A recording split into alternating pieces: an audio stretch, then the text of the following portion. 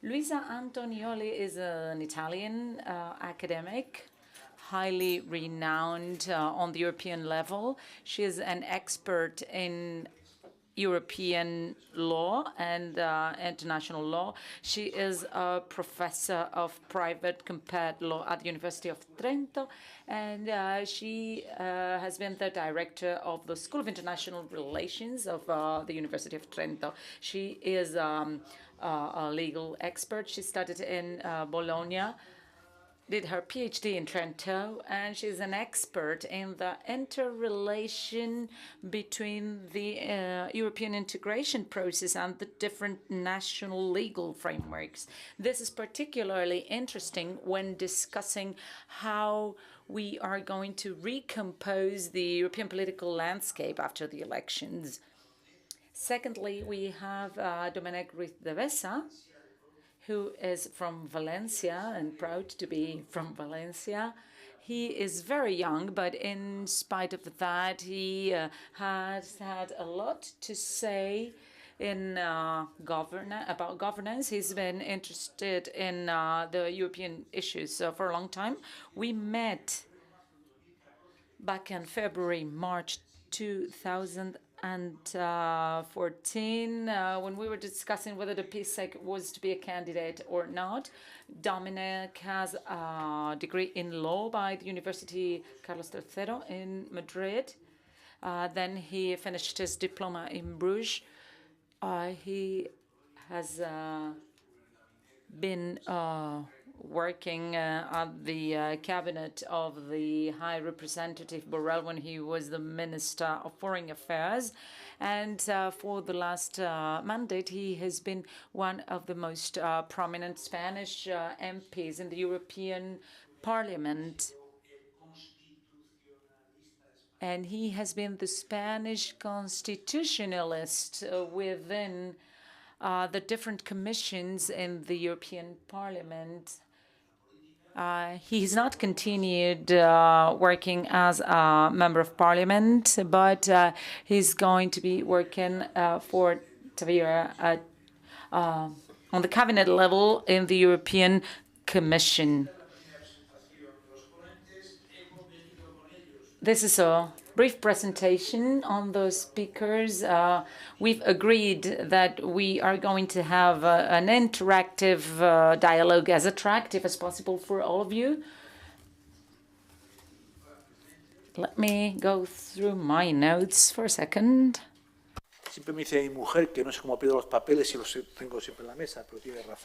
My wife insists that I keep losing all my papers, even if they're on my desk, and she's totally right. For this conversation, I would like Luisa and Domènec to interact and discuss on different issues.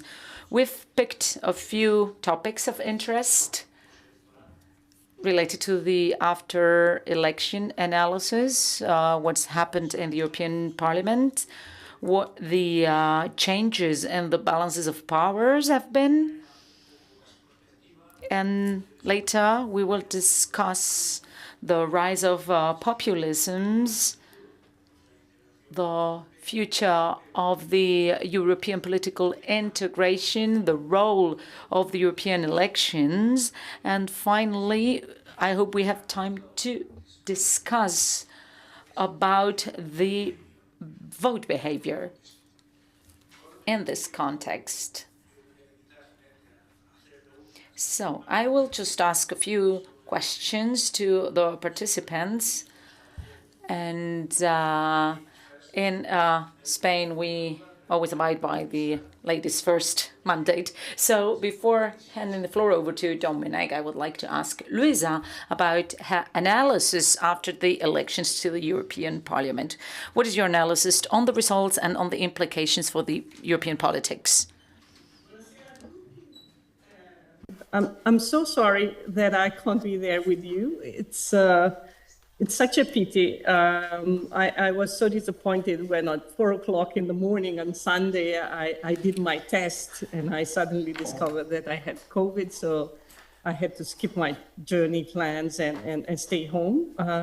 I really would have liked to be there for a number of reasons, to see Josep Borrell and a number of people that I met to meet the people around and also to have the possibility to discuss live. Because, of course, what we learned over the long COVID spell in the previous year was that it's not the same thing to discuss matters over the computer or be there in person. Now, we're very lucky that we now have this technological means, because it means that somehow I can participate.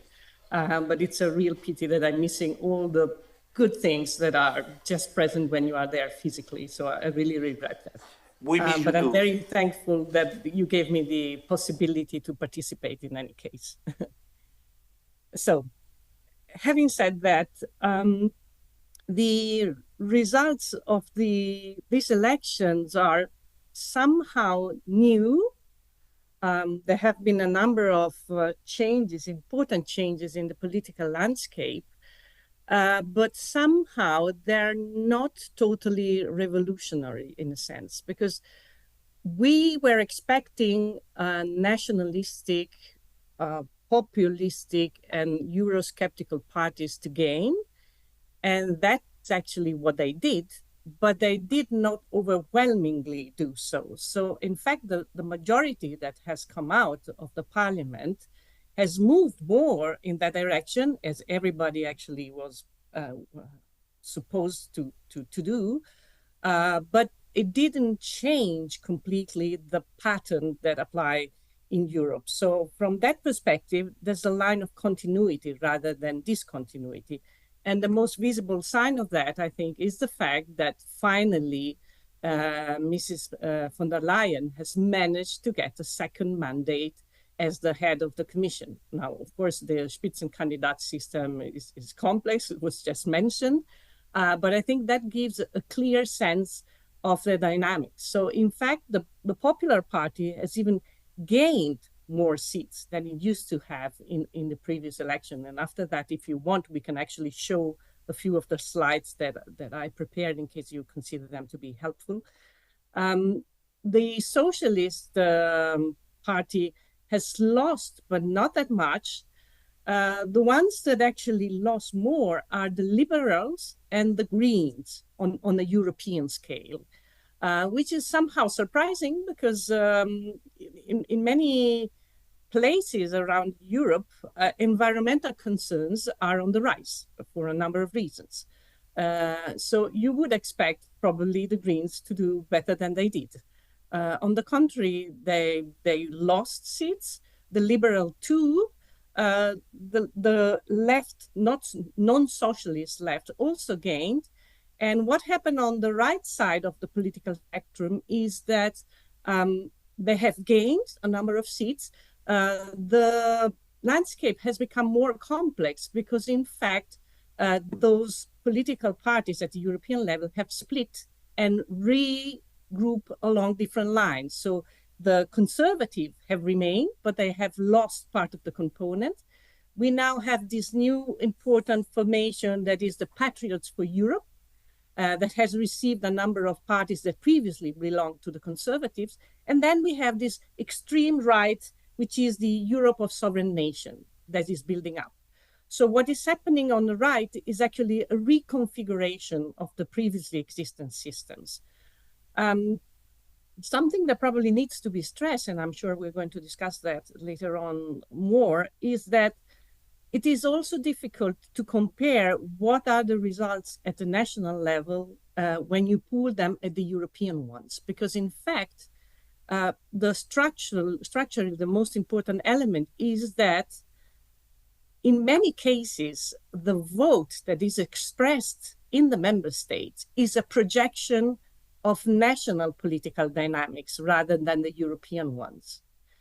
So very often the pooling of the votes gives a false picture because it's a combination of many different national idiosyncrasies that then pull up at the European level. And the grouping of the European parties in the European Parliament is often very weak. And so it can change. So I think that the most difficult dynamic to understand is the relationship between the European parties and the debate that takes place at the European level, and the fact that very often the votes are still highly national votes that are influenced mostly by national issues.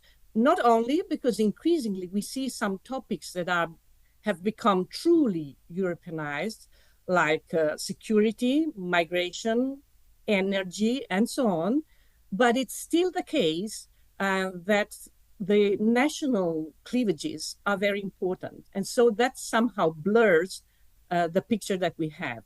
So to make it short, I think there has been a change, quite important one. I think my own reading is that it's rather on a continuity line rather than discontinuity. The trend towards more nationalism, more populism, and more Eurosceptic position is something that hasn't been starting with this election. It has just become stronger. And so I think what we need to analyze is how this institutionalization of nationalism and populism is actually changing the dynamic both at the European level and at the level of the member states. I don't know if that answers. Grazie, grazie tante, time Luisa. to discuss, but of course I can move on. Dominic, ¿y cuál es tu análisis sobre... Dominic, what about you? What is your analysis about the electoral results? Thank you very much, dear Francisco and dear Giuseppe Borrell, for the opportunity. It's the second time I've participated in the course. The last time was in 2013. Francisco, you were with me. Back then, we were talking about the euro crisis back then in Europe. I will now delve into the analysis of the results, but since we are focusing more on external relations, it is important that when we consider the results of the elections in June last year, we have to underline that it is important to underline what we would like to do in order to create a European sovereignty, the self-sufficiency in terms of raw materials and supplies, ecological transition, increased internal political cohesion. That is fundamental in order to deploy the external European action, and also the increase in the degree of legitimation of the European political system. It's a political system with its own nature, but it can be compared to the national political systems, particularly because of the dynamics that we're going to be discussing today. I agree with Luisa Antonioli that since 2014, we've seen a progression of nationalist, extreme right, and Eurosceptical forces. This has to do with what we discussed back then in 2012 and 13. There is a cause-effect relationship. The financial crisis back in the day altered the party systems and structure on a national and European level. As Marx said, not Groucho but Karl, this had an effect on the political structure. These elections haven't been an exception. In 2019, the sum of the pro-European forces, and I include European People's Party, Liberals, Greens, and Socialists, they accounted for 67% of the seats. In these elections, they are 4 points below, i.e. 63%. However, if we sum up the extreme right forces, the ones that have a political group, I'm not talking about non-attached members, have increased from 18 to 26%. So that is, well, an important figure. the figure of 18% from 2019 is kind of inaccurate because Nigel Farage's group is not included, as it didn't belong to a group. They had their own group, first in the non-attached members group and also in the 5 stars group. But in spite of that, there's been a progression. So, having said that, we can analyze the reasons why, the causes. I agree with Antonioli to a certain extent in the fact that national dynamics play a role. But when you see the extreme right succeeding in France as first political party, it has succeeded in Italy. It is in the government now.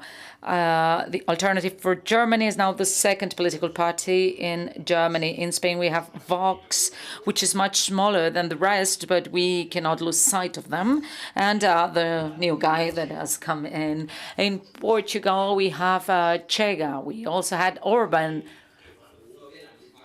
So, since we are repeatedly seeing the same thing happening in several European countries, there must be some dynamics behind. Maybe later on during the debate we can analyze the causes of those dynamics.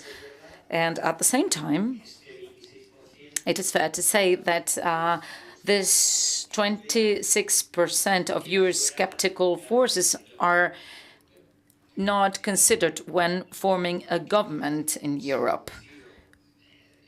In fact, what's happened after the elections in Europe has been an enlargement of the pro-European coalition, i.e. socialists, democratic Christians, people's parties and liberals, and the Greens have added to that. And that is also showing the evolution of European democracy.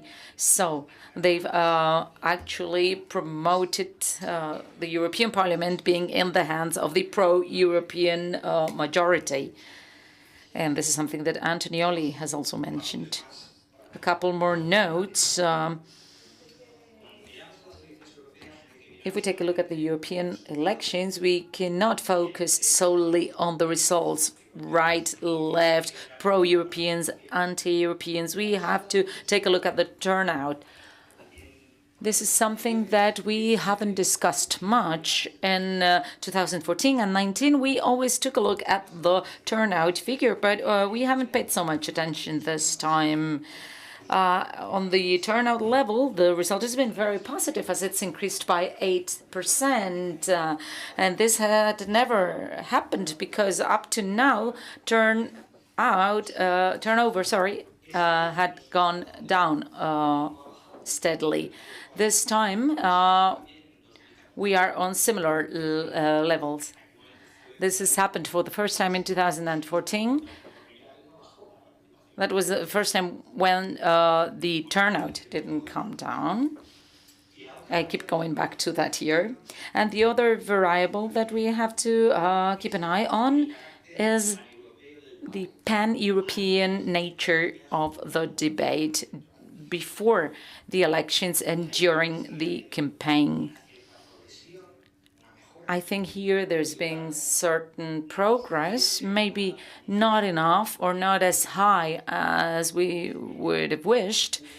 In 2019, there was a first transnational debate, which was that on climate change. And that was part of the electoral debate in many European countries, and this had not happened before in national elections. And there are other topics that have been discussed in several countries, such as the war on Ukraine, on Palestine. Antonioli has also mentioned some other issues. But it's true that there continues to be an important European dynamics. And we need to see how we improve the turnout, the pan-European nature of the debate, and maintaining the pro-European majority.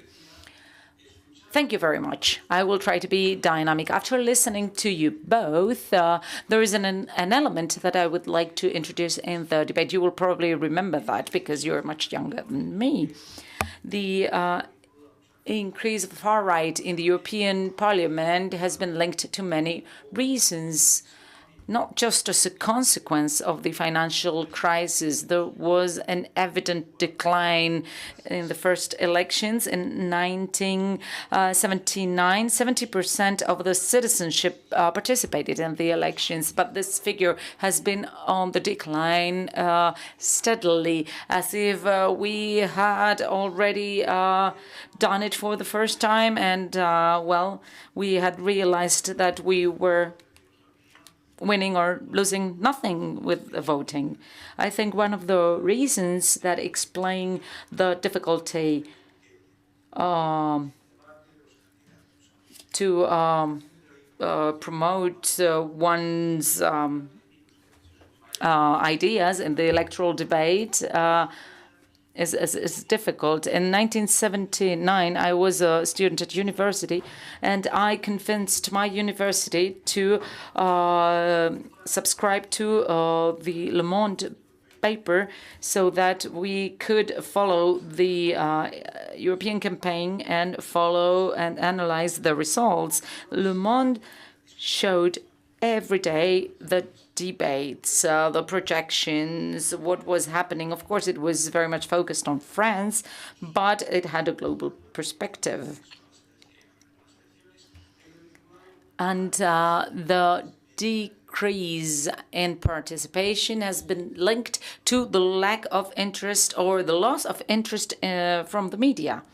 What is the reason for that, Domenic? I haven't researched much that variable, the role of the media in the European debate. Actually, their role has always been challenged.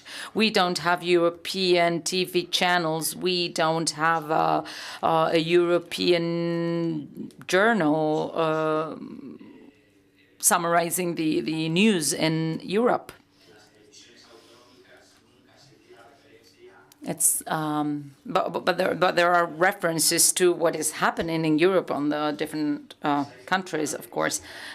But this is a general difficulty. If the media have been paying less and less attention to the European elections over time, I'm sure there must be an empirical way to prove that.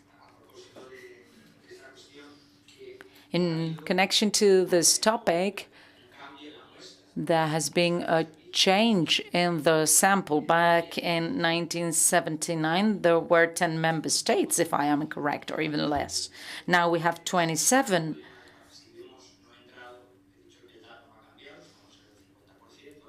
We still have a 50% figure, but if we break it down by member states, in Central and Eastern Europe, they have an important turnout problem. They have 20-30% figures, and they make the average come down mostly. And they are the last ones to join, so there must be a sociological explanation as to why they have this disaffection.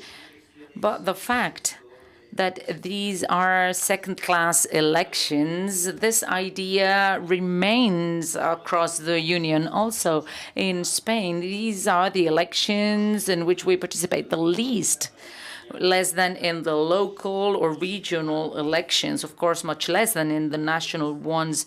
But as we say many times, I'm sure you, Francisco, have said this many times as a representative of the Commission in Spain, there are different calculations. 60 to 70% of the legislation in Spain comes from Europe, from directives or regulations. However, people tend to think that the elections are somehow less important, or elections that are used to gauge whether the government is weak or strong. And as Josep Borrell said before, there is a need for education to the citizenship. There is a glass ceiling that we still haven't broken. There was a time, and I'm finishing here because I'm sure Antonioli has more scientific information regarding your question, but the European Parliament used to be a consultative chamber only. Those times are over, and they actually are in charge of choosing and electing the European government. So I hope we can analyze in detail the post-electoral result. That message. And also analyze ideas such as transnational lists and convey the message of the importance of citizens' vote on the European elections. What is your opinion about the lack of interest in the European elections? I've been discussing that a lot with my political science colleagues. Just to get a sense, maybe it might be useful if I can show some slides that I prepared. I don't know if you see them. Can you see the slides here? Yeah. Okay, so that's the results of the election in the member states, and you can see the colors from dark blue, which is the conservative, to the popular, the green, identity and democracy, which is right, and then the left, and so on.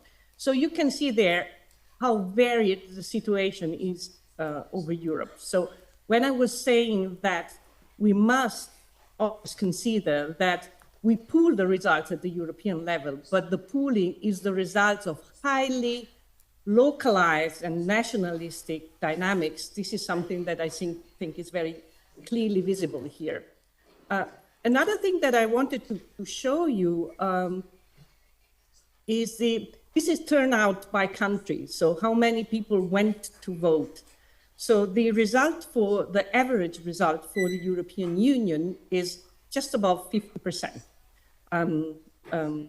which, as Dominic said, is a good result because it's the improvement from lower turnout in the previous election and essentially the same result as the previous one.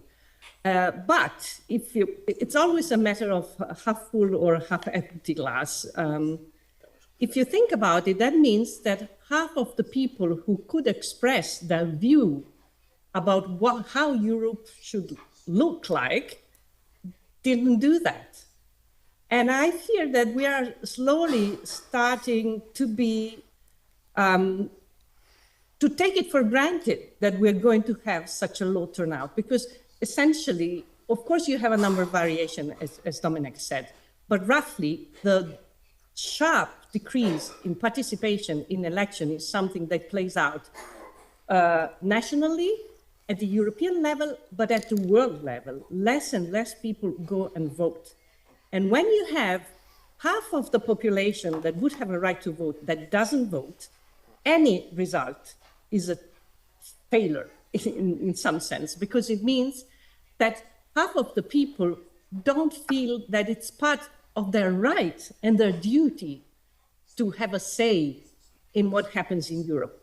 And how Dominic said, voting for the European Parliament is nowadays a crucial matter. There's no area of our everyday life, from how you travel, the kind of medical devices that they are using, technology like use of internet, of mobile phone, the quality of electric equipment, you name it. Extremely high percentage of our legislation that rules our daily life is of European origin. And the European Parliament is nowadays a full co-legislator in most issues. So that means that the Council that represents the government and the Commission have to convince Parliament that it's the right legislation to pass. So if you put it all together, the sense that half of the population doesn't consider it relevant to express their vote on such an important issue is amazing and deeply worrying. And Dominic was saying, you run from 89% of Belgium or 82 of Luxembourg, you get to 21 of Croatia or 28 of Lithuania. And that's astonishing because it means that in some sense it's 1/5 of the population that votes. So I think this is something that we definitely need to take into account to devise some strategy, because we have to convince people that it's in their interest to express their vote, no matter what the vote is, whether left-wing or right-wing. I think that among many reasons, it's a very complex phenomenon. So there are a number of reasons, but I think the fact that we are not having a proper European public opinion, that public opinion is divided across national lines, is one of the main reasons. And there are some structural elements. The first one is languages. I'm speaking in English, but that's not my mother tongue. I can understand Spanish, but I cannot speak it properly. And if I would be in Estonia or in Hungary, I would be in the same position. So either we use a lingua franca, or we are not capable of communication. So the fact that languages are such an amazingly source of richness in Europe is also one of the limits. We have so many official languages, and that having to translate everything in all the official languages means that it's an amazing amount of work, but also the fact that people have a problem in understanding what is going on elsewhere. Also, what happens elsewhere is important. So languages, I think, is something that is highly underestimated in terms of impact. Then there's also a fact that the media, I think, are not properly doing their job. Because I think if there would be more involvement of media and communication, newspapers, TV, social media, to engage people in getting to know what happens around Europe, you would gradually be able to start a public opinion. So I share the view of Dominic that citizen education, starting from a very early age, from children on, to make sure that they start to think not just of their own country. It's not their Italian children. At the same time that they are Italian children, they are European children, or Spanish, or Austrian, or whatever. In fact, we do have, those of us who are European Union citizens, a double citizenship. We have our own national one, and then we have the European one. Now, this dual citizenship should be something that is not just simply legally valuable, we have it on our passport, but also part of our way of looking at the world. And I think there's a lot to be done on that, which is not legal. It's first of all cultural. And I think as all complex problems, we need to have complex solutions. One last thing that I would like to go back, which was the first thing that Dominic discussed, is about the fact that nationalistic and populistic parties did increase their votes, but did not have a major breakthrough, meaning that the majority has remained steadily into the camp of pro-Europe parties. But there's a more, how can I say, difficult to perceive phenomenon which is relevant, which is the backlash effect of this increase of the populistic and nationalistic parties on the political agenda of the other parties.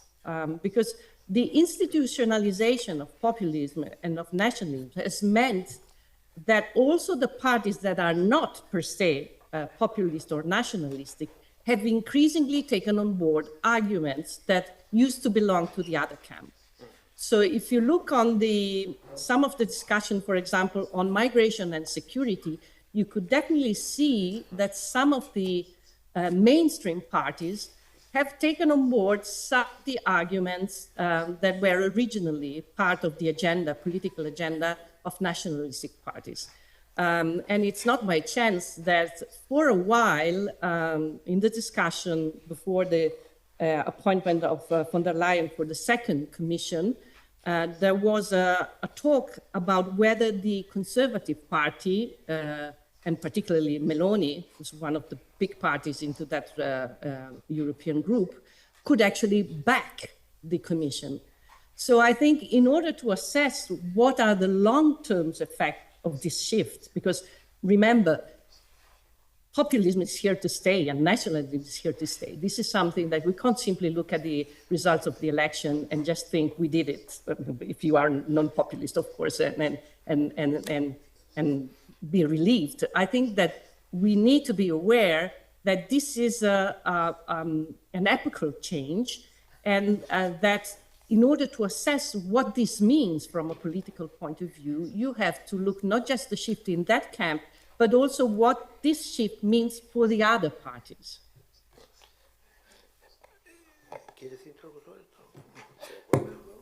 Muchas gracias, muchas gracias. Bueno, yo creo que hemos hecho un buen análisis un poco al corto. Thank you so much. I believe we've carried out a good analysis of what's happened up till the 2nd of July and what the situation is. And I will sum up by saying that the disgregating forces in the European Parliament, because we cannot speak about a tsunami effect, as you both said, and no one is satisfied with only a 50% of citizens voting, but that's democracy. But I believe that the analysis could be summed up into the fact that the European Parliament guarantees that in the next 5 years it will be able to work in a coherent manner. And after 5 years, we will talk about accountability and so on and so forth. Now I would like to look at the middle term.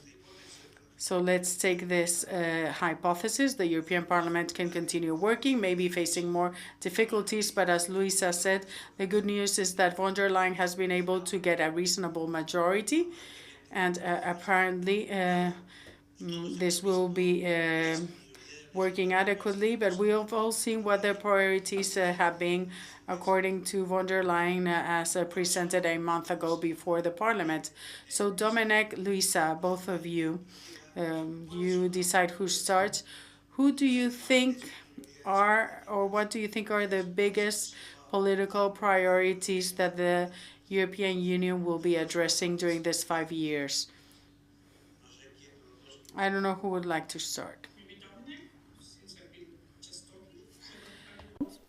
Dominic. Muchas gracias, Luisa.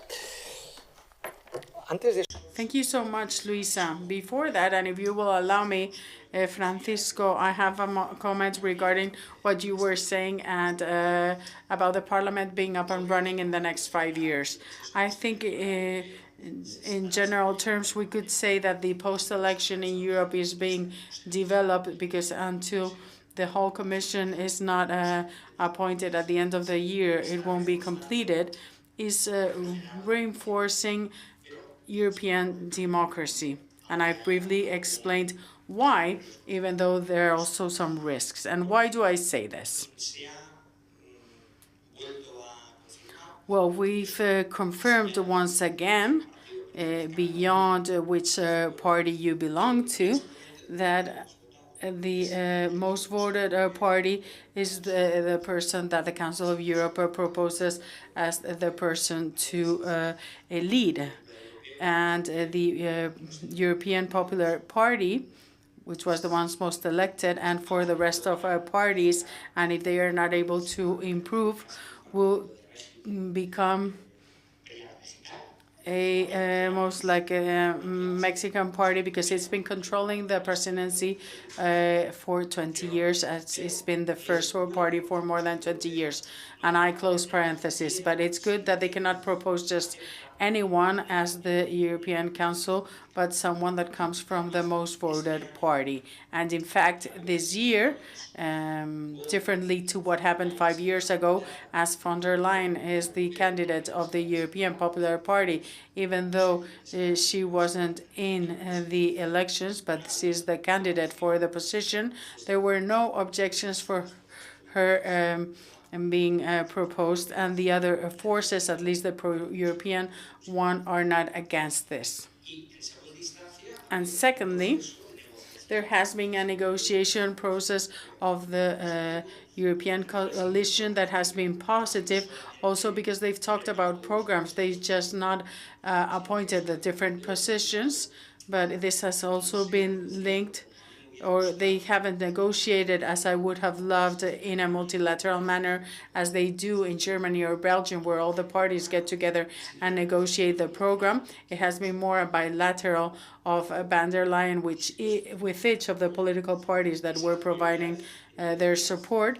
And the priorities that you were mentioning come or arise from these negotiations with the different parties. All of this reinforces European democracy. Risks. The coalition that before was of 3 now is of 4. As the High Representative said this morning, the more members you have on the table, you might believe that from 3 to 4 is not such a big change. But let's remember that 10 years ago, socialists and populars had the majority, and then we had to include the liberals, and now we've had to include the Greens. So the coalition is becoming more complex with time. And also, as there is a general movement towards the right, because the Popular Party in Europe has more seats, as well as the ultra-right, as we've mentioned before. If the program is not clearly structured from now to the election of the Commission as a whole, that calm running that you expected in the European Parliament might not be so. Because as we haven't signed, or they haven't signed, a coalition multilateral agreement with everyone on the table, and von der Leyen has negotiated individually with each of them, this allows the European Popular Party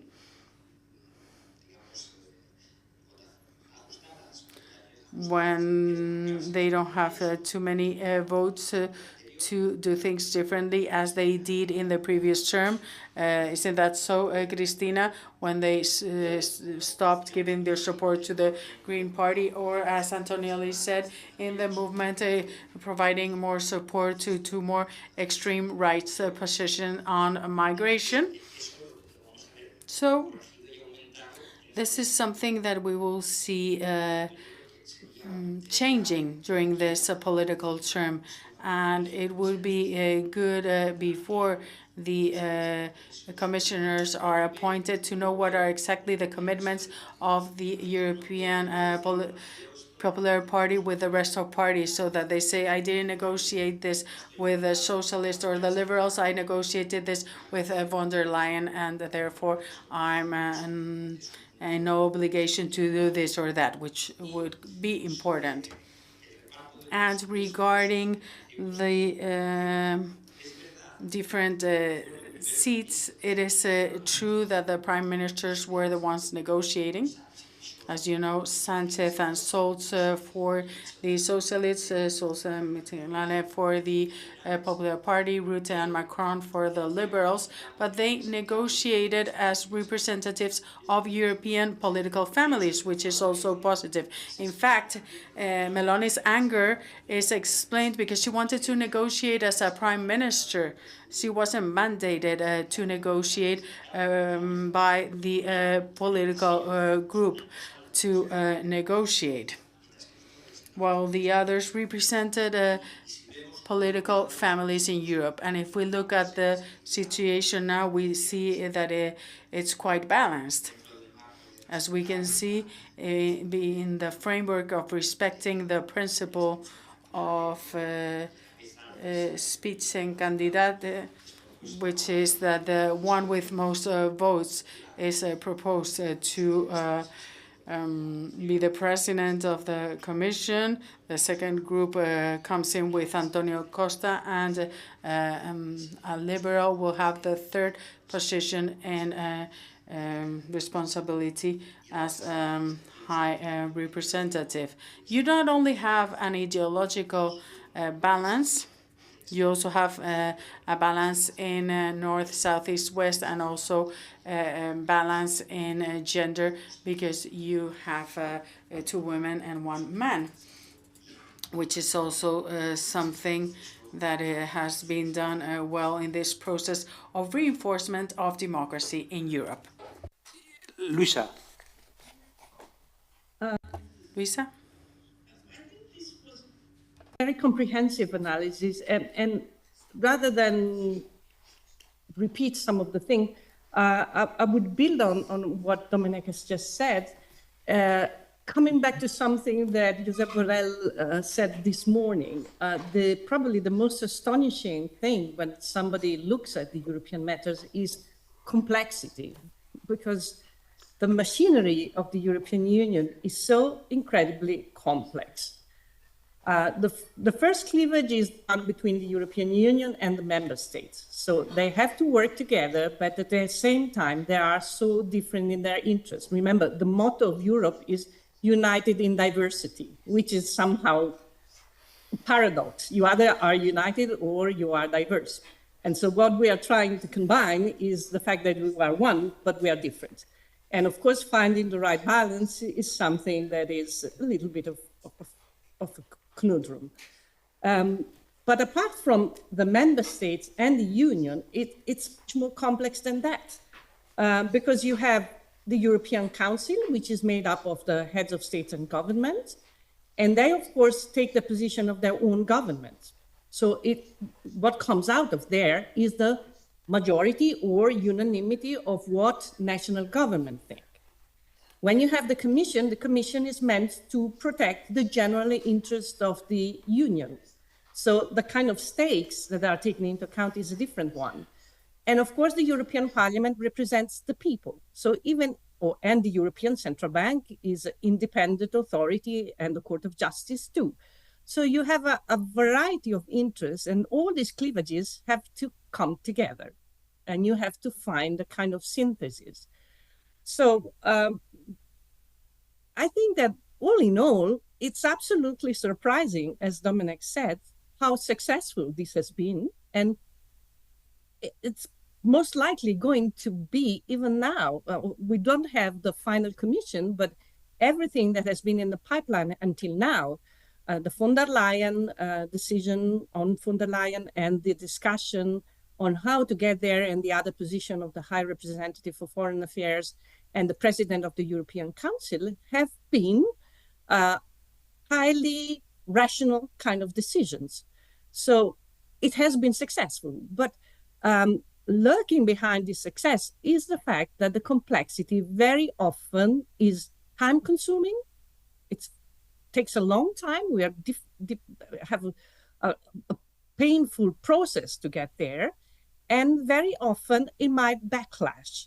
So to make one step back, when I teach to my first year students EU law, I have to start from a kind of highly difficult statement, which is we are very good at saying what the European Union is not. We are far less good in saying what the European Union is, because we start from the point that it's not a state. Somebody this morning was asking, are we going to have a constitution? And essentially that means, are we going to have a state? And the answer was no. We tried and we failed. So we are not a state, and most likely we're not going to be one, not even a federal one.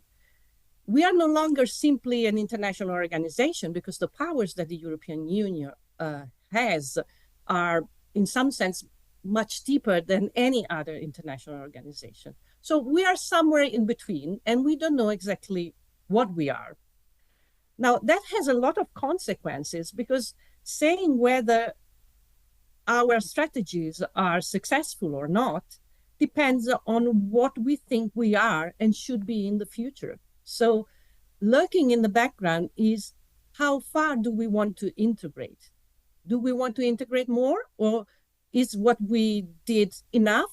Or paradoxically also, that was too much. And that was exactly what the British considered when they decided to leave the Union. Now, that wasn't a very successful move. So I think right now nobody is trying to repeat the same kind of experiment.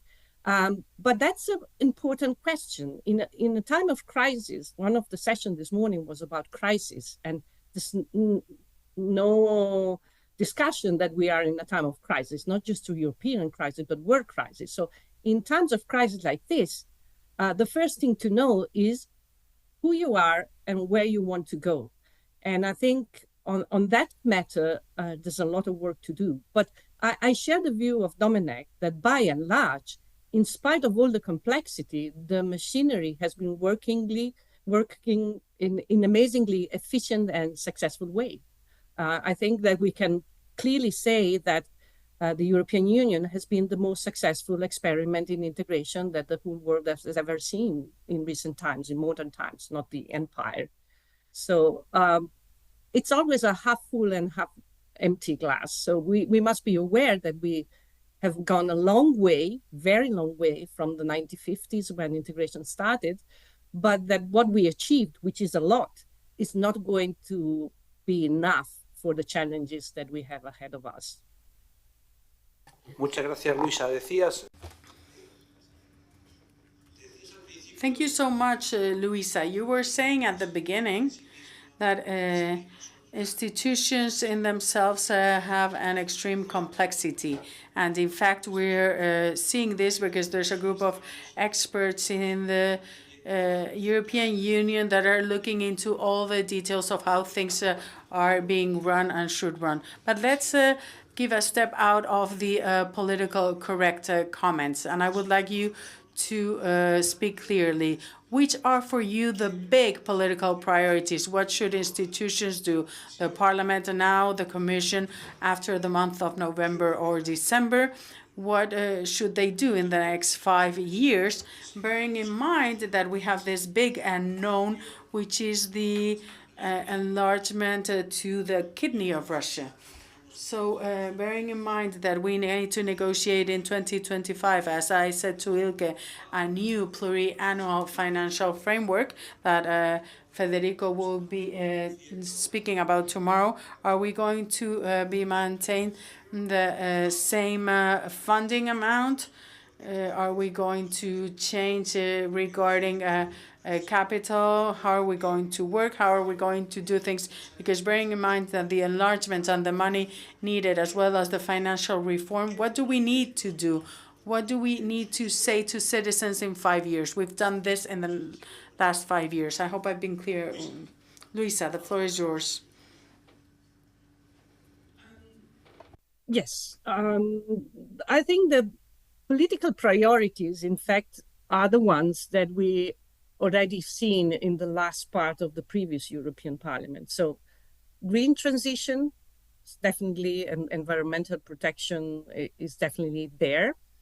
The technological transition, artificial intelligence and data protection, cybersecurity and all that.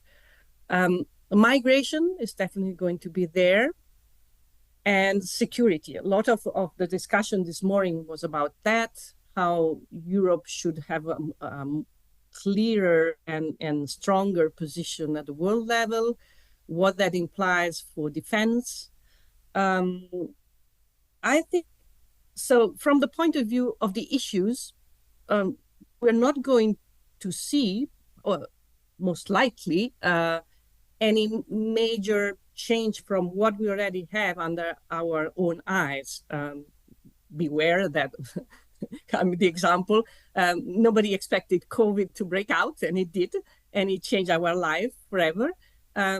So you can't be sure, but I think by now we have a variety of problems that are deeply in front of us and are going to be, how can I say, vital for the capacity of the European Union to deliver. What is different? Well, the first one is that some issues that seem to be on track have been somehow come under discussion. The first one is the Green Deal and the green transition. Von der Leyen herself, when she was politically discussing before she was nominated as a head of the Commission, made clear that she might be a little bit softer on pursuing the strategy on the green transition. And some of the protests that we've seen by the agriculturals around Europe made it clear that if the European institutions want to continue on the previous path, they're going to raise resistance. So in spite of the fact that I think right now, most people wouldn't challenge the fact that the green transition is vital and timing is vital. How this is going to play out, I think, is something that we need to watch very carefully, because I'm not sure that we might slow down, in spite of the fact that slowing down is the last thing that we need. And I know that there's going to be a panel where these issues are going to discuss. Technology is another big challenge, and the complexity about the technology challenge, I think, is the fact that it's so quick. The speed of technological change is so overwhelming that it's very difficult to regulate it. As we said, the lawmaking process in Europe is quite cumbersome. It's also at the national level. And at the same time, we can't wait. We have to do it and do it quickly. And Europe, in that sense, was quite successful in being an international standard setter. But probably that's not enough.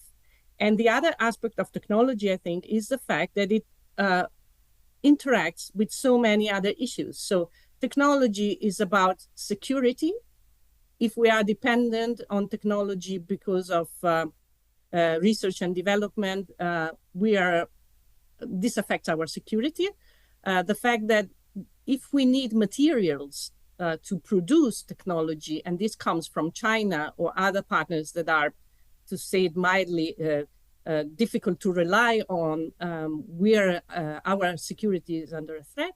And it's a threat for protection of fundamental rights and democracy, because as we know, technology can be abused in order to interfere with fundamental individual rights and also with democratic processes, as we've seen in several of our political campaigns. So technology is a kind of overarching theme that is going to define our future. And also, this is something that no state is in a condition to regulate. Security, of course, is the thing that has been on the scene for a while. The fact that we now have two serious wars close to the border of Europe has changed our perception. Now, we can't make the story very long, but when the integration process started in the 1950s, actually, there was a tentative to build up a defense community in 1952. And that failed because the French parliament turned it down. Probably also other parliaments would have done the same thing. But after that, the idea of having defense cooperation at the European level was gone. Then we started to try and rethink in that matter, essentially from the Treaty of Maastricht, so the beginning of the 1990s. First, because it was clear that economic integration was not enough, that we needed to move ahead with political and integration, but also because the international scenario was changing, the Yugoslavian war, Iraq, and so on. But the kind of solution that we devised from the institutional point of view was absolutely weak, because the common foreign security policy is a policy that is different from all the other policies. It's essentially intergovernmental, which means it's only the government of the member states that decide. So the Commission has very little say. The European Parliament has very little say. The Court of Justice has essentially no say at all. So that's a different world, even though it's part of the European competencies. And the other issue is that all these matters are decided by a unanimity, which means that if one state, be it Malta, Luxembourg, France, Spain, or whatever, that's enough to block the thing. And of course, that means that on international scenario, the European Union is not capable of projecting its importance at the international level. And this is very bad for us, but it's bad for the world as well. So I think that there, unless we manage to completely overhaul and change the system, we're not going to get anywhere close to what are the needs. On the other hand, and this was said this morning, is we are under a unanimity rule. So we need unanimity to change unanimity. And it's most unlikely that this is going to happen, because out of the 27 states, it's very likely that somebody would raise their hand and said, I don't want that, and that's enough. And then we have migration. Migration, that's also, maybe I'll show you just 1 second, not going to spoil much time on that. on a sharing a slide with you that I think is interesting. Let me just see if I can move down. This is about Italy. Now, this is a research by a think tank about what are the fears or the crises that people perceive as being the most serious one are affecting Europe. Now, as you can see there, this is an estimation of the millions of inhabitants of the European Union. So COVID still is a very important perception on the disruption that it has led. Climate change, global economic turmoil, immigration, and Russia's war on Ukraine. So you can see that these are quite different fears, but they play together a very important role. Now, if you look at this data, you can see that from the point of view of the numbers of people that are more concerned by immigration, the state of the ones that were polled that is most concerned about immigration is Germany. It's not Spain, and I don't know if you can see that, but it's not Italy. That is, the countries that are more affected by the flows of migration are not necessarily the ones that are more concerned about the severe effect of that. So that means that I think we need also to make sure that we convey a sense to public opinion of where things stand. And I think that the first change that we need to make is a terminological one. Very often when we speak about ecological damage or migration, we use the term emergency.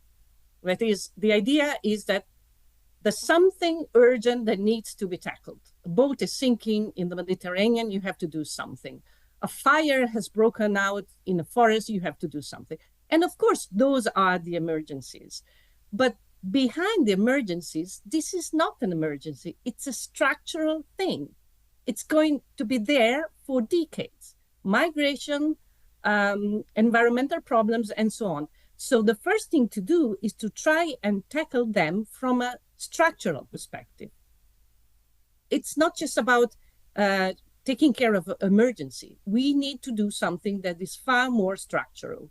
And for that, you need to be able to gather scientific evidence, data, and be able to discuss them with public opinions, because otherwise people are scared. For example, on migration, I won't show you, but there's another slide that divides the perception by age. And strangely enough, people that are more concerned with migration issues are the elderly ones.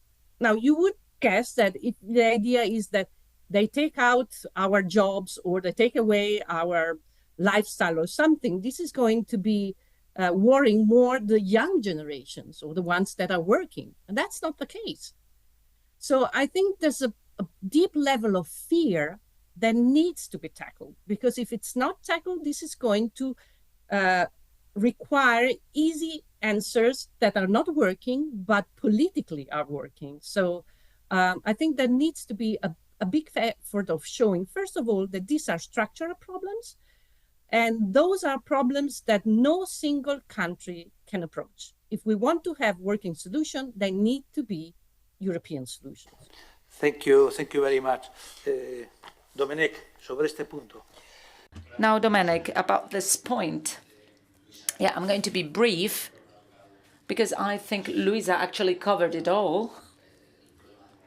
Maybe she didn't mention the demographic problem and the depopulation of rural areas, which has to do with the lack of industrialization and the increase of the far right. But I'm going to focus on the institutional perspective.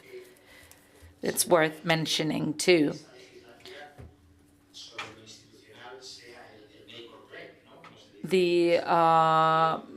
this issue is going to be the make or break, because the process has started, but it hasn't finished yet. Before the COVID pandemic, there were reasons to believe that the constitutional framework had to be reviewed. I don't know if we can call it the constitutional framework, because we have discussed about constitution this morning, but if we read the Lisbon Treaty, we have a Charter of Rights, a Treaty of Powers, the attribution of powers, and so on and so forth. But I'm not going to go into details, but it would need to be reviewed, because as Josep Borrell said this morning, we may be exaggerating with our creative interpretation of the treaty, and Karlsruhe is going to disappoint us, because it was said by him that it was okay for the recovery plan. It was okay once, but we cannot really interpret treaties so creatively. After COVID, we had the war on Ukraine and the funding of the enlargement. As we said this morning, if we are aiming at a 35 or 36 member state union, it is clear that we will not be unanimous when dealing with certain topics, for example, taxation or migration. So this is the legislature, when the mandate where we have to really tackle this issue. Unanimity is unsustainable, but it's been said also that reforming the treaties is impossible. This is a contradiction to a certain extent. If Tsukali was here, he would say, way clauses, we don't have to reform the treaties. But, for example, here Mr. Borrell tried to, or von der Leyen actually tried to activate these gateways for foreign policy. Personally, it wasn't because it wasn't good, or because they didn't work hard enough, but these gateways, in case you don't know what they are, according to the Lisbon Treaty, it can be decided to vote by qualified majority. There is a reason for that. If decisions are not taken unanimously, the ones losing will not see any advantage in giving you that gateway. I have defended this position that is still valid in the parliament. The only way to overcome this hurdle is within a general reform framework where we can compensate the losers if they vote for qualified majorities, and we can trade with other types of advantages with a general reform of the treaty. Then there is another important element, because actors are different. In the Council, the 27 member states can decide to move from unanimity to qualified majority. But we have also national members of parliament, the European members of parliament. So the dynamics are different in all cases. So it's time we discussed this, because the proposal is on the table of the European Council. The Parliament decided to activate the reform project for the treaty, and the European Council cannot refuse. Or if they refuse, well, they haven't said anything so far, and we've always thought at the Parliament that they cannot wait any longer. But it is said that they don't need the support of the European Parliament to finish off the procedures, so the European Parliament will have to do something about it. The other institutional element, and I conclude with this, is the reform of the electoral law. If we achieve it by 2029, we will be able to increase turnout, the pan-European nature of the debate, and the strengthening of the head of candidacy, the Spitzencandidate, as the lead candidate, but there has to be a list led by that candidate. So the reform that I defended, now we have time for it. It was proposed in 2022 to the Council, the reform on the electoral law to introduce transnational lists so that people could vote partially directly to the European political parties. The response was, well, we don't have time to do this before the elections. This is too revolutionary. And well, they said they didn't have time back then, but now we have 5 years ahead of us. So we do have time. So before we open the floor to the audience, I was going to ask the High Representative if he wanted to intervene, but please take a seat. No, I have to keep standing, otherwise my knees suffered. Well, first of all, I would like to greet Luisa. How are you doing with COVID? It's very frustrating, but It's very frustrating, but you can come. Once the COVID leaves you, you can come here. Yes. We'll be waiting for Yes. you. Luisa ya I'm so estuvo, sorry. Luisa ya estuvo aquí hace unos años y sé que Luisa was here a few years ago. I know she was very happy to come back. Hopefully. y bueno, entiendo que lo que habéis estado hablando es de que la oleada.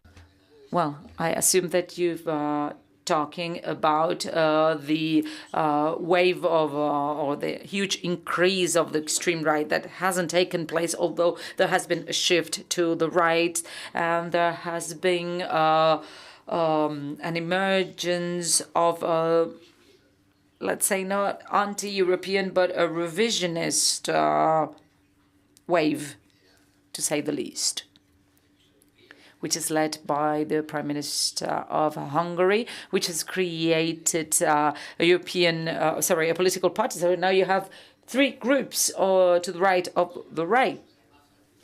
Because now you have the Patriots for Europe group, that actually their name should be Patriots for Less Europe. You were asking what the European Union was. The European Union is a club of states.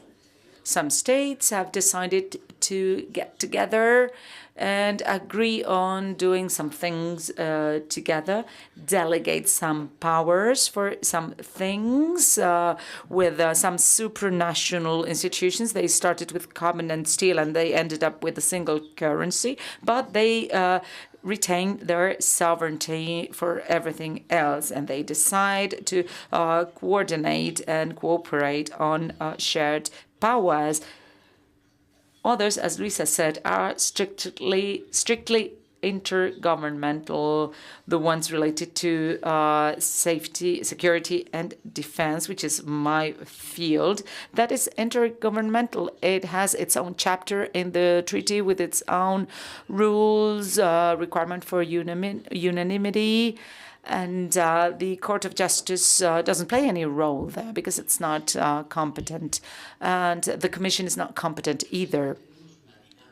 So here we have the typical political dynamics, the fight for power. As Alice in Wonder said, what's important here is knowing who's boss. So we have the Council with the 27 member states that decide by unanimity, or by consensus rather, but consensus is never used. I've never seen it. Well, where they agree about the time they have to make a coffee break. Yeah, that is widely accepted. That is usually unanimous. That is like the gateway. We are going to vote by unanimity that we want to use qualified majority. Well, if we have to decide by unanimity the fact that we are going to use qualified majority, we have like a vicious circle here. But well, The Council, the meeting of ministers, such as the ones I chair, foreign affairs and security matters are decided by unanimity, and this is not going to change. I am positive about that. The ones that have a right to veto know that nobody is going to do anything against their interest is very powerful. So nobody wants to give up on that guarantee. If I give up on that guarantee, God knows what can happen tomorrow. So I keep the guarantee to put a veto on many things. It's a very strong guarantee, and I see it as a very difficult thing that they give it up. And based on my 5-year experience, I don't see that happening. Within the Council, there is a battle for power, trying to find out who sets priorities and who rules. But then there is a conflict of power between the Council and the Commission. The Commission tries to scratch some power and have power on things where they don't have any power, and the Council refuses to grant that power. So there is a battle for power, and that is a continuous one, because that power means what you can and what you cannot do. Democracy attributes responsibilities at different levels of government. Here in Spain, we have the same example with the regions and the autonomous communities. Who has the power to do what? And we have permanent conflicts about that, and the Constitutional Court decides on that. There is a continuous battle to step on somebody else's power. So there are different levels, and they all want to be at the highest rank. So we have a commissioner for defense, but defense is the exclusive power of member states. Defense is exclusive competency for member states. However, we have a commissioner for defense. How do we understand that?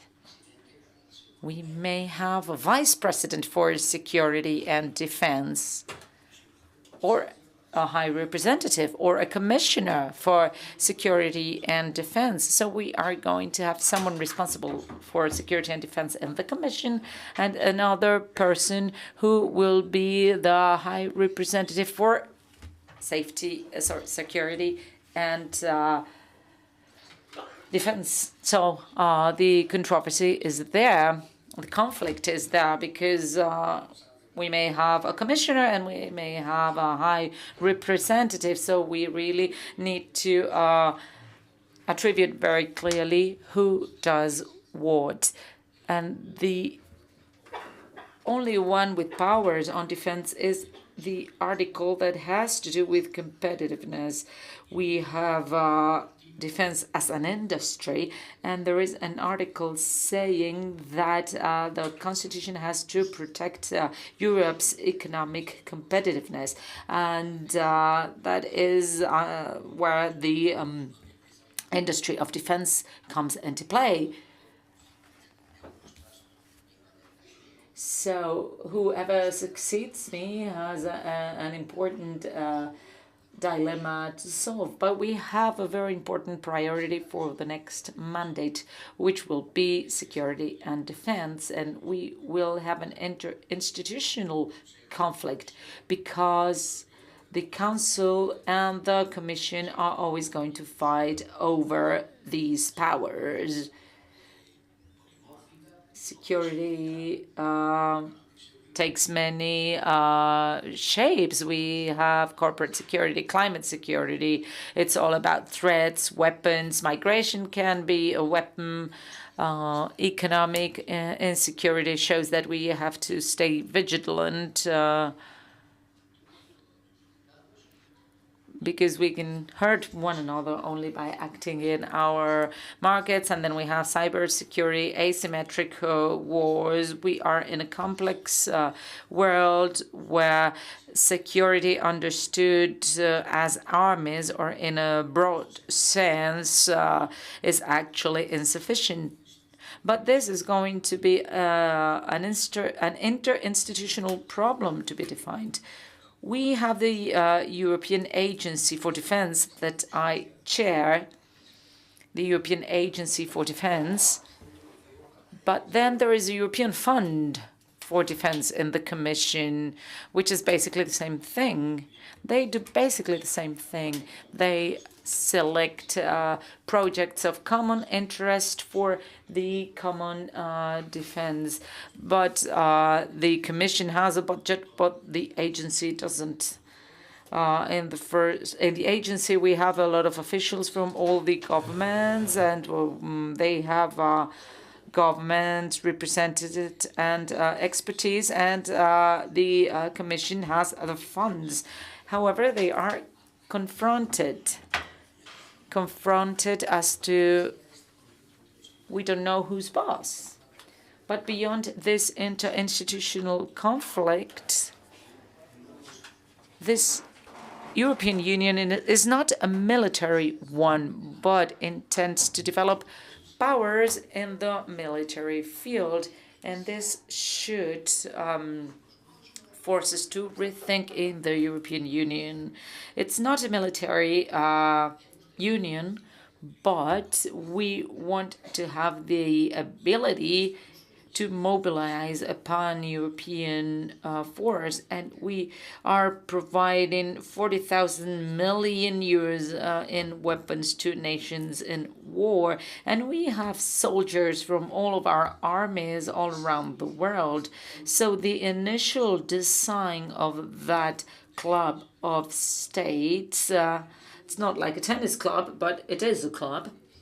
The initial purpose was market competitiveness, rule of law, human rights, avoiding wars among each other, being a force of peace in the world. That was the language before the war on Ukraine. From that point on, the language has changed. Now the language is going to be security, military capabilities, partnerships, alliances, how to face hybrid wars.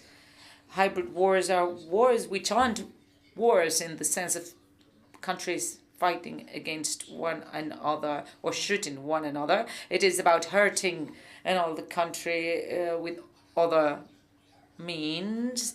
In order to stop a nuclear power plant, you don't have to bomb it. You can just push a button, or you can halt all communications in Europe. That is where the European Union plays a new role. So what have the elections say about this?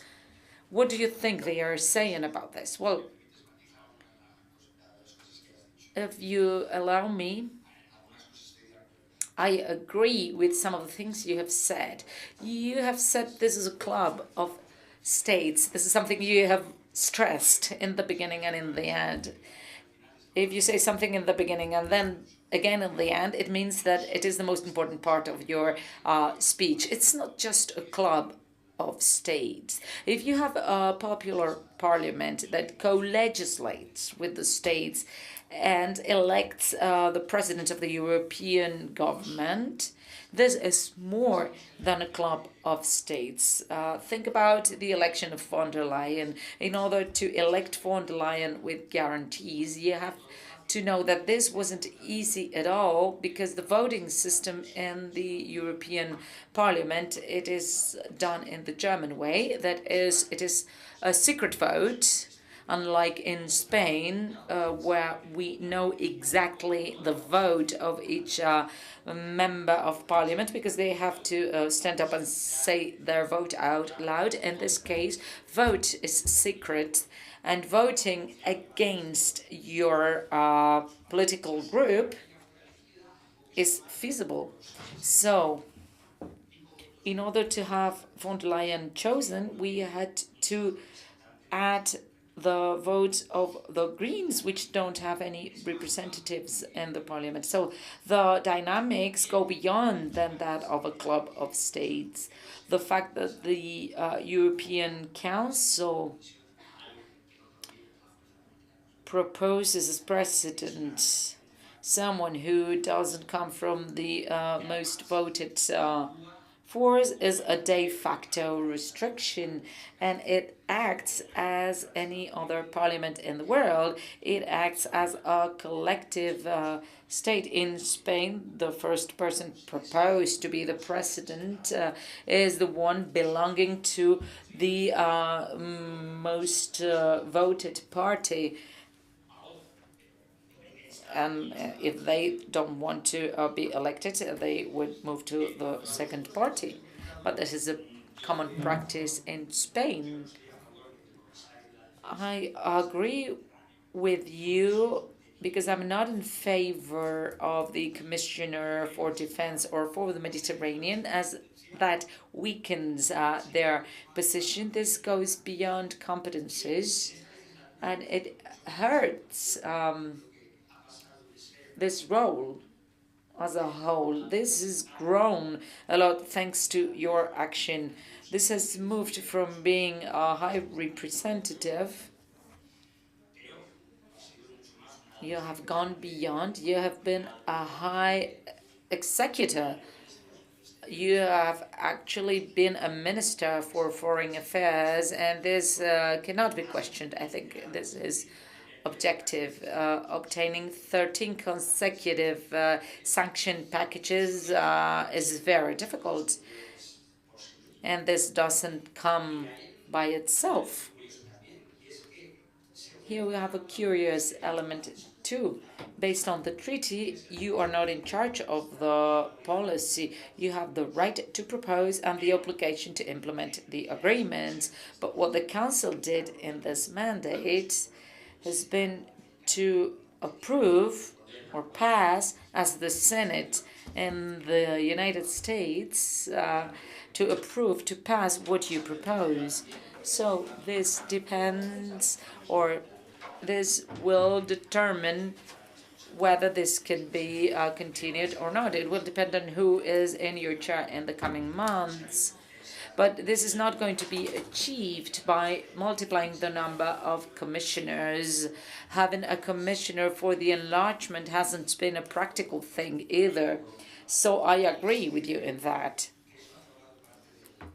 I think this has been part of the electoral debate, and I'm going to finish off with this because Luisa will be able to complete this topic. The Eurobarometer, I don't have the figure at the moment, but the Eurobarometer has shown for many years, not just since the war on Ukraine, even before that, it has shown that there is an increasing number of citizens defending Europe. This is what they have expressed in their responses in the Eurobarometer. Thank you very much for your reflections. We are starting a new topic at 6 o'clock, but maybe Luisa would like to add something. A very sharp remark that in no way will Europe be able to move away from unanimity on foreign matters. And I'm sure you have a sense of how things are going much better than mine. At the same time, if you watch European Union history, you can see that crises have been able to push things over barriers that would have looked like unsurmountable just a minute before. So when the economic crisis broke out, the idea was no bailout. If a member state, Eurozone member state, has some economic problems, it's their problems. It's not Europe's problems. Then finally, Greece went into a problem, and economists started to say, well, maybe if Greece goes bankrupt, the whole Eurozone is going to collapse. And finally, we came out with a number of experiments, and we decided that actually, we may bail out the state if the Eurozone is in danger. And so we devised the European Stability Mechanism and a number of other things. When COVID broke out and became, after being a sanitary crisis, an economic crisis too, because of the lockdowns, the anathema for many states, Germany in particular, was European common debt. Nothing of the kind. Eurobonds was something that could not be spoken out in Europe. Why? Because the virtuous one had no control on the states that were not doing properly their jobs, and my country is one of those. So they said, no public debt. We don't want to have you on board. When the COVID crisis broke out, finally, the next generation is partly based on public European debt, and it has worked out. Now, formally, the idea is once in a lifetime. It was just because COVID broke out. When COVID is going to be away, the consequences, no more European public debt. But once you've opened the door, you know it's difficult to close it. With the Ukraine war, it was about energy, partly, that we said, well, energy is something that we might work a little bit together on green energy, but for the rest, this is too strategic. The states need to keep control. And on that, we managed to act quite quickly on making strategic choices. And the same has been for what we call sanctions on Russia, and also with some defense-related aspects. So it might be that, again, we're not going to be able to see them in advance, but if other fundamental structural crises hit, it might be that the European Union will be able to devise solutions. The problem is that, first of all, we cannot plan them in advance, because those are all crises that we didn't plan. Mostly they came from outside. The financial crisis started in the US, the health crisis started in China, and so on. And also that when you're simply reacting, you are slow, you are cumbersome, and very often you take bad decisions, because decisions under emergency condition, are usually not the best one you can take. So I would consider that our political class, our public opinion, and we all as citizens should think that in a world as complex as one that we're going to experience in the next decades, we need to be more proactive and a little bit more courageous. But maybe Giuseppe is right and nothing's going to happen. No, I am very much in favor of abandoning unanimity. My life would have been much easier, much easier, no? If we could decide by majority instead of having to have agreement with the 27, no? And saying, oh, the High Representative is not using agreed language. No? He's saying things that we didn't agree on that, no? Okay. Look, about the club, it depends what do you mean by a club. A club can be more or less sophisticated and have internal decision-making procedures, and the members of the club can decide to be represented in a kind of assembly. The word club means a voluntary union of people who sit together and decide to do something together, and others no. So the word club, I remember the British representative at the convention, La Convención Europea, when we were discussing about constitution, say, no, constitution, no, never, because constitution, constitution means a state, because who has a constitution? The states. I don't want the European Union to be a state, so I don't want a constitution. And we continue discussing and arguing, yes, the constitution. At the end of the day, say, you know, even the golf club have a constitution. Even the golf club have internal rulings of procedure. So, okay, if the golf club has a constitution, we can also have a constitution. Call it constitution. And they never fly, by the way. So it depends on what do you mean by the club. But I think it's a group of states who decide to together. And the supreme leadership of the European Union is the European Union Council. The supreme leaders. Who is the supreme? This is the head of state. Collective head of state. And which is this collective head of state? The representative of the member states. They have the superpower. And they decide the guidelines for the political action. And the Commission is depending on the rule or the instruction received by the European Union Council. Guidelines, not instruction, guidelines. And then the Commission comes and goes with proposals, and they go with proposals, but at the end, who decided? ¿Quién manda aquí? Well, for some things, both the Council and the Parliament. That's true, but it's because the member state decided so. And in some cases, the Parliament has not power at all, like taxation. No? And we say, remember in the US Revolution, no taxation without representation. So in Europe, we can say no representation without taxation. We have representatives that don't have the power to fix taxes, which is the first and foremost importance of a parliament, is to raise taxes. Well, the European Parliament has not this power. Well, I mean, when Luisa was saying what we are not a state, we are not a confederation, we are not a federation. Well, we are something in the middle of everything, which is, I call it a club. I call it a club. And, ¿qué has dicho más sobre? Sobre el puesto del alto representante. What else were you saying regarding the position of high representative and high commissioners? Nobody understands who does what. And if there is a commissioner for the Mediterranean, and then a high representative for the foreign policy of the European Union, what does it mean?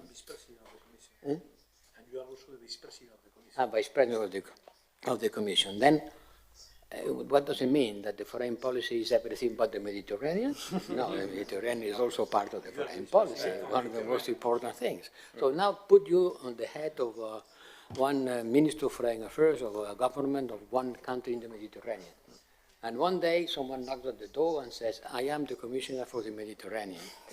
And the following day another one knocks at the door and says, I am the head representative for the foreign policy. He says, well, okay, can you talk among you in order to coordinate? So it's a matter of coordination. I'm the Commissioner for Enlargement. I am Commissioner for Enlargement. I am the Commissioner for Neighborhood.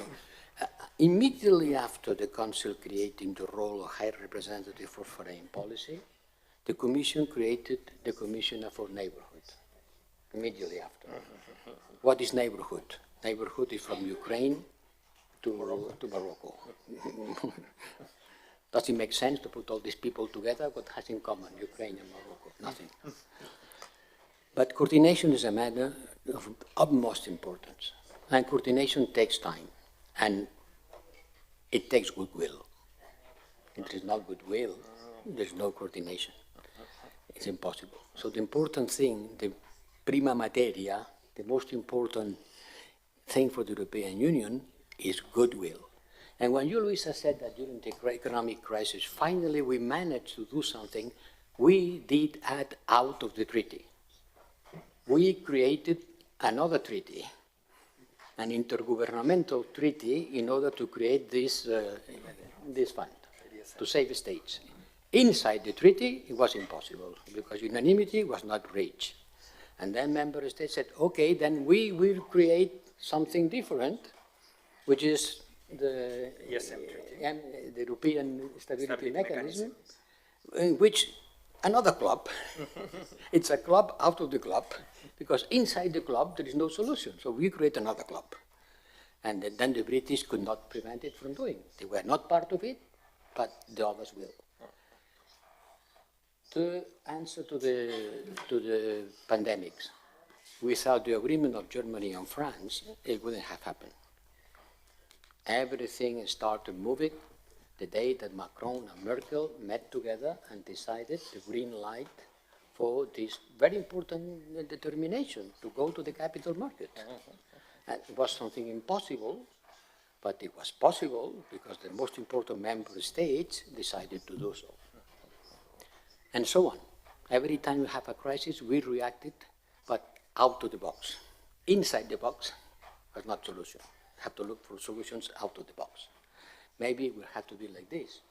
But if you continue going out of the box, then things become still much more complicated because you don't know in which box you are working. Well, this is very interesting and very annoying, but it is 20 to 6. Thank you. Yes, please. Sí, perdón, bueno. I must confess, you have a horrible moderator, because we've been here for 1 hour and 45 minutes without allowing you to say anything. But in exchange for that, you've had a practical class on how complex governance is in European institutions. We've addressed all of this. We should write a handbook of how all this works, because nothing is like it seems.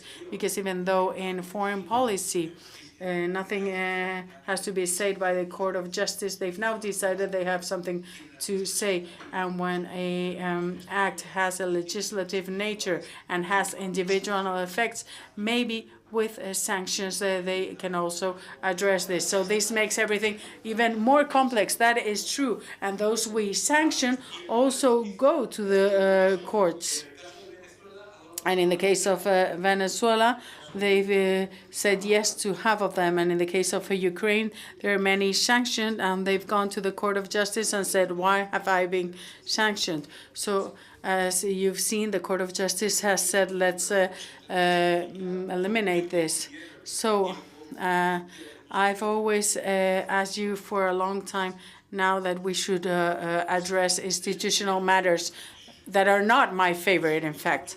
Well, I'm sorry, unless there is a very, very, very, very urgent question, we have no time left. I have 2 questions and that's it. And we have to finish there, because then we have to receive the president of Senegal. And I'm sorry I wasn't able to stop before this.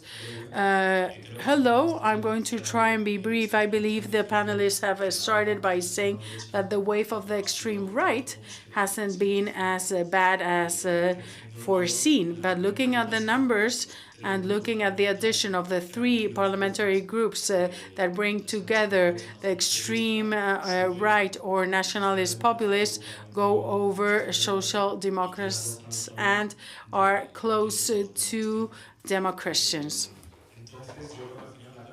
So I believe the key is in the division of that extreme right space that we don't really know how to define. And I would like to ask specifically about this.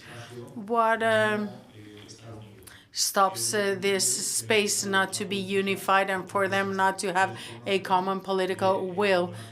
Why don't they get together to change the parliamentary dynamic? And one last comment. After seeing the results of the elections in France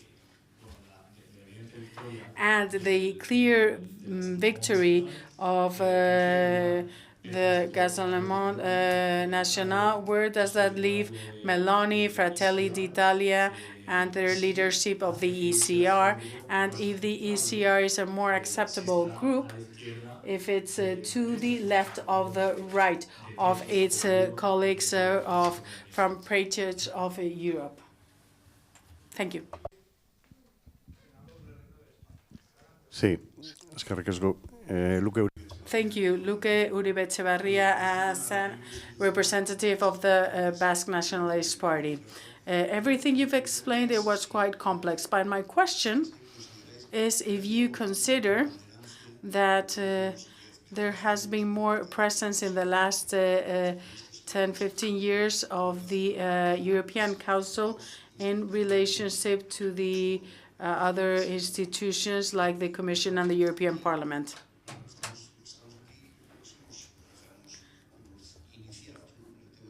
Because some of us don't know so much about Europe, but the citizens know who Sánchez is, Macron is, Meloni, Scholz, but they don't know who Manfred Weber is or Iratxe Garcia.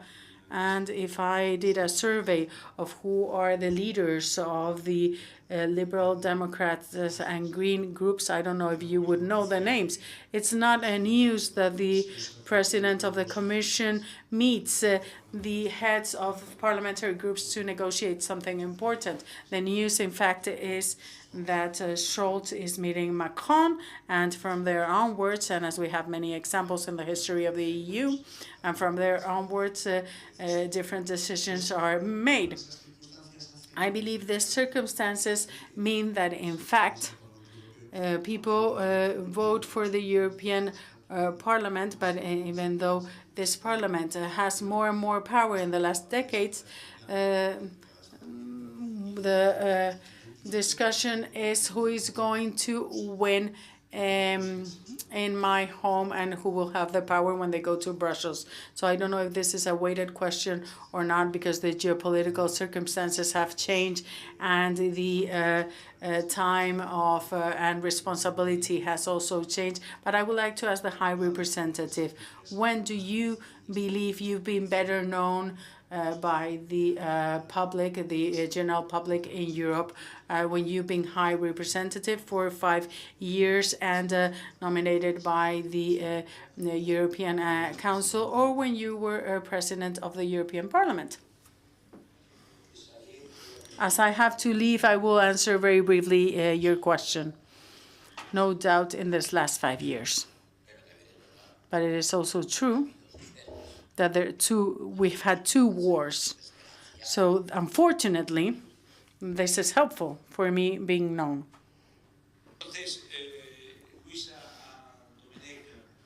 Luisa, Dominic, could you answer a question very briefly? Luisa. Sorry, I had my voice out.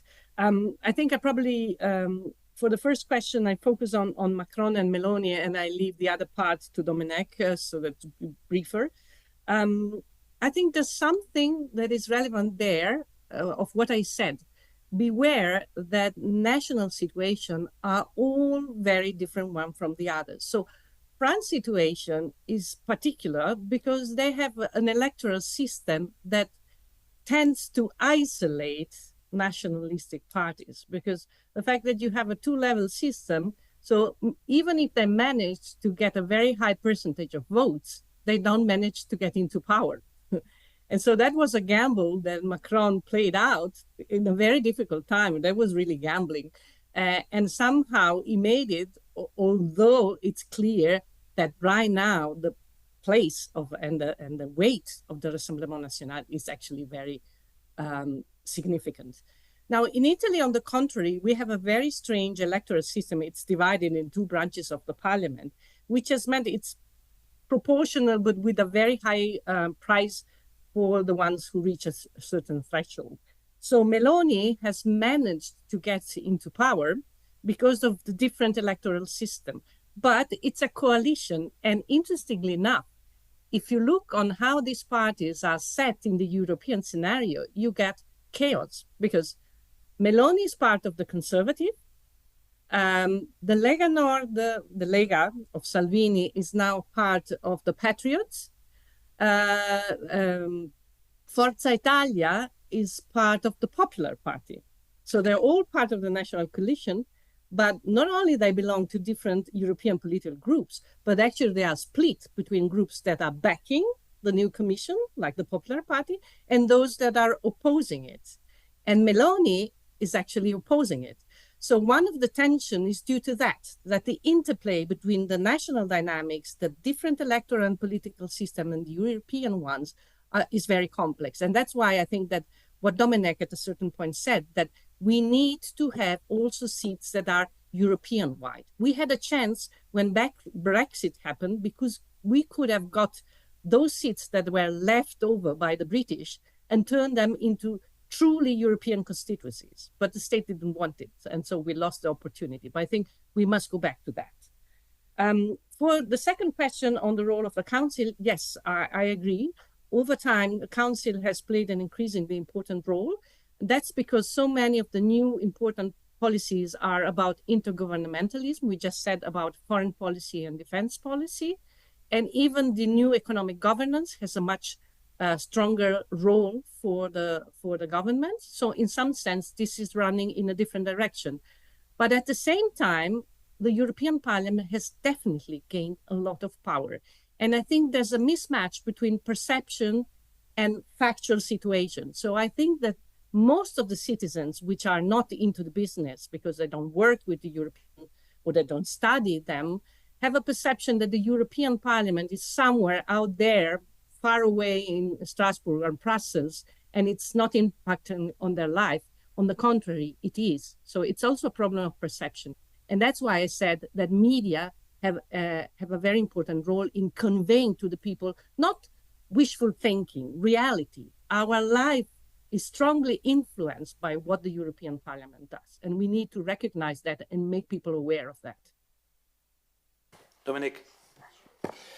Muchas gracias por las dos preguntas que son realmente. Thank you so much for both questions.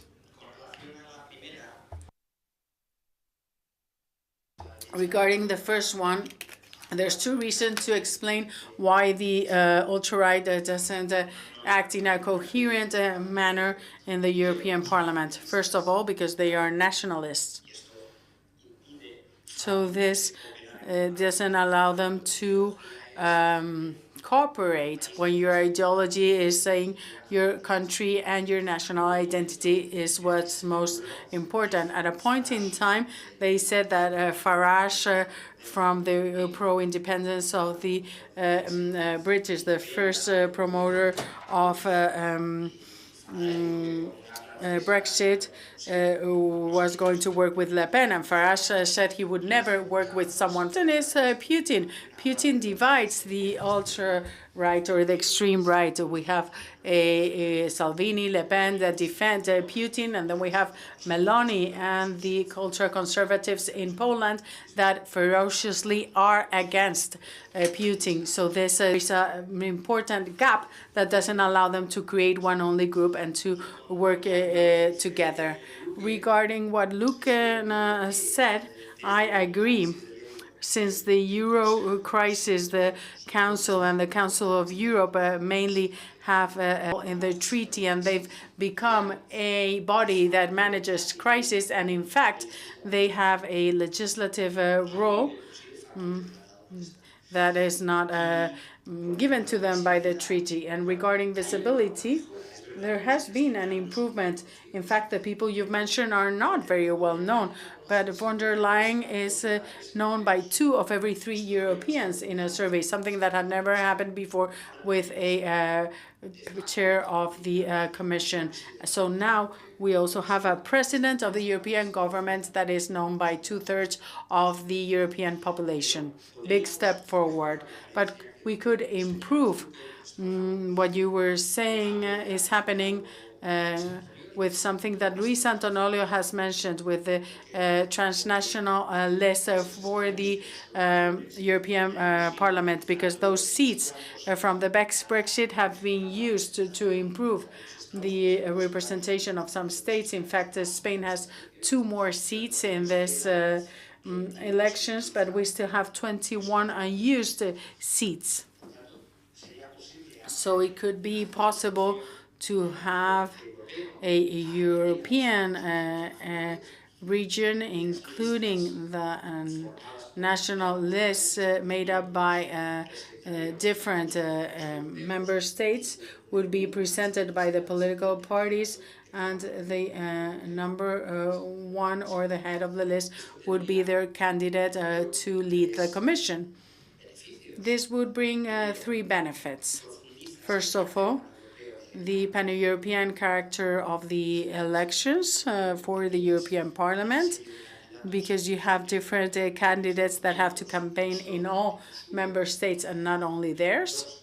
2, you provide visibility to the big unknown, paradoxically, of European democracy, which are the parties that are the ones presenting this list since the Maastricht Treaty, the Socialist European Party or the European Popular Party. And you would also give visibilities to the President of the Commission, because their name would be in all the member states and their images would be seen by everyone in the different member states. This is the big challenge that we face for the 29 elections. So we're going to finish here, but first I would like to tell you an anecdote. In May, the Royal Academy of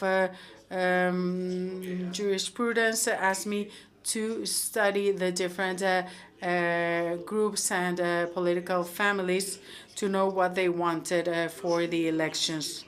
The only manifestos where we understood what they wanted was that of the extreme right. Why? Because one said, I don't want a manifesto and it's not necessary, and another one saying, yes, no migration, more sovereignty, and our own political policy. These were the only ones that were understood, and this explains why they didn't understand each other. I apologize for taking longer than expected, and in 5 minutes we will start the next session with the former president of Senegal. Thank you. Thank you. Good luck for the rest of the conference. Goodbye.